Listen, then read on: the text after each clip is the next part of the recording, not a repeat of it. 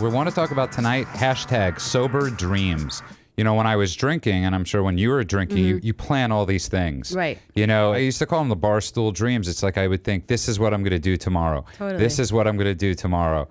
Tomorrow never came, and I never did it until I got sober. There's no way to put one foot in front of the other as you're still in a haze. Where do you begin? How do you start? And you really can't start until you're healthy physically, mentally, spiritually. And I think that's what happens when you stop using substances. Alcohol, drugs, they take away your fantasies. They take away your dreams. They just take it away. Chris, so you've been sober over close to 20 years? Over 20 years, yep. Tell me two things right now two dreams that you've lived out in sobriety. What I always wanted to do was have a family, and that's probably the most important thing. And did it come true? And yes, I have a wife and a son. That's amazing. Wonderful. What did Erica look like before she got sober? I'm very present for my family, and I'm there for everybody. So for me not to be there was a very telling sign that something was wrong. On the outside, the mask, I could put on a mask and look like my life's together, but no. Towards the end, there's no way I would have been able to write or read even. Like that, I lost my interest in that completely. And I think a lot of people do have a problem like you were talking about.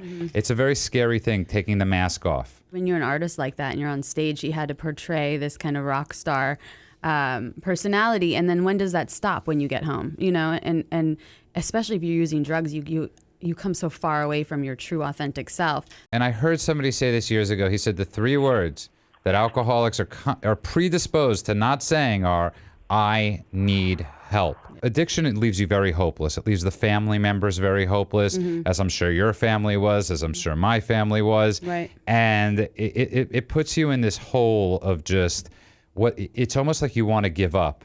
When you haven't actually had much going on in your life, then, from past experiences, how do you even fathom that things can go well? That's why some people just have to take a leap of faith and try anything. And if you fall, you get back up. And that's also the amazing part of the journey. That's the beauty in the journey. And that really is the beauty in the journey. And I used to find it so annoying when people would say, enjoy the journey. And I'd be like, well, get on my journey. Right. We'll see if you're actually enjoying it. Yeah. If you're willing to, Anita, we could get you the help you need.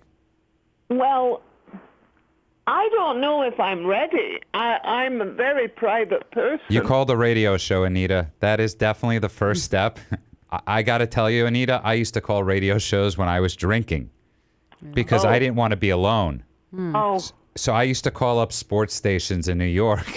There's so much more after you put the bottle down. I mean, you had to be crazy tough to go through that. Absolutely. The one time you have to say surrender, I give up. I'm not tough anymore. I don't want to be tough. I don't want to be strong. Moment. That's the hardest moment. That's the moment you get sober. Anita will be at a 12-step meeting and share that I drank, with my cereal. I poured a bottle of Jack Daniels in. Where anywhere else in the world, if you say that, they look at you like you're nuts. Right. At a 12-step meeting, everybody goes, yeah.